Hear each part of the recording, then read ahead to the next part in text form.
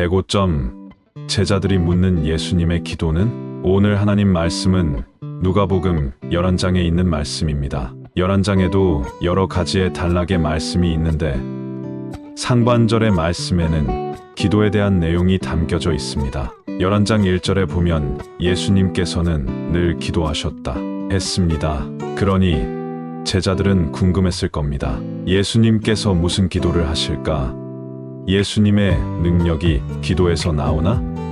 등등 말입니다. 그런 가운데 예수님께서 기도를 마치신 후에 제자들이 물었습니다. 예수님, 요한의 제자들은 요한이 기도는 이렇게 하라 저렇게 하라면서 기도를 가르쳐 주는데 우리도 요한처럼 예수님께서 기도에 대한 가르침을 좀 받고 싶습니다.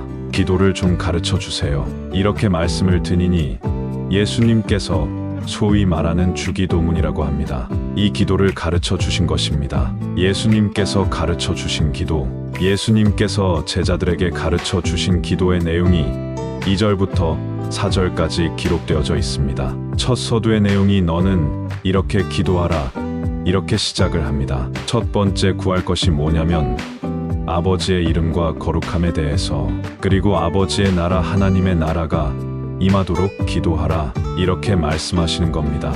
기도의 첫 번째가 하나님을 영화롭게 하고 하나님을 존귀히 여기는 하나님을 찾는 기도입니다. 그 하나님은 하늘에 계시는 영적인 존재이시며 이 땅을 섭리하시는 분이십니다. 반면 사람은 땅에 있고 미천하며 자기 멋대로 사는 인생이니 한마디로 죄악된 인생이라는 겁니다. 그러니 이 미천한 인생이 저 높으신 하나님을 찾아야 하는 것은 당연한 것입니다. 이게 하늘의 이치고 땅의 이치인 것입니다. 미천하고 죄 짓는 인생이 하늘에 계신 영적인 하나님을 찬양하며 부르는 것, 이게 먼저입니다. 그 다음에 두 번째가 우리에게 필요한 일용할 양식을 주십시오 하는 기도입니다. 일용할 양식을 우리에게 주시도록 간구하라는 겁니다. 하나님을 찾는 문제에서 인생살이에 가장 중요한 먹는 문제를 언급하고 있습니다. 그 먹는 것을 욕심내지 말고 하루하루 채워주시는 약식을 위해 기도하고 그에 감사하며 살라는 것입니다. 물론 현실적으로 하루 한 끼만을 생각하며 음식을 준비하진 못할 겁니다. 농사를 짓고 짐승을 키우는 것들은 계획이 필요하니 말입니다. 그럼에도 하루에 한 끼 양식을 베푸시는 것을 간구하고 그의 베푸심에 감사하라는 것입니다. 세 번째가 용서에 대한 말씀입니다. 우리의 죄를 용서해 주신 것처럼 우리도 용서를 베풀 수 있게 해주세요의 기도와 그 다음에는 시험에 들지 않도록 해주세요.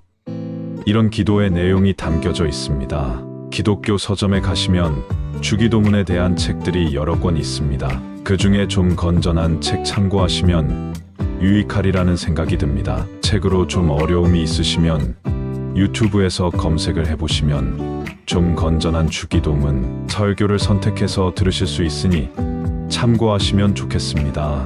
끈질기게 기도하라. 두 번째 내용이 뭐냐면 기도할 때 끈질기게 하라. 쉬운 성경에는 뭐라고 그랬냐면 끈질기게 조르기 때문에 이런 표현이 있습니다. 우리가 많이 들은 강청이라는 표현도 있습니다. 그러니까 강하게 청한다 그런 말입니다. 기도할 때 그냥 한번 딱 기도하고 기도 끝. 하나님께서 기도 응답하실 거야. 하나님이 우리의 기도를 들어주실 거야. 뭐 그럴 수도 있겠습니다. 그런데 그렇게 한 번의 기도뿐만이 아니라 계속적으로 하나님의 나라를 구하고 하나님의 뜻을 구하라는 것입니다.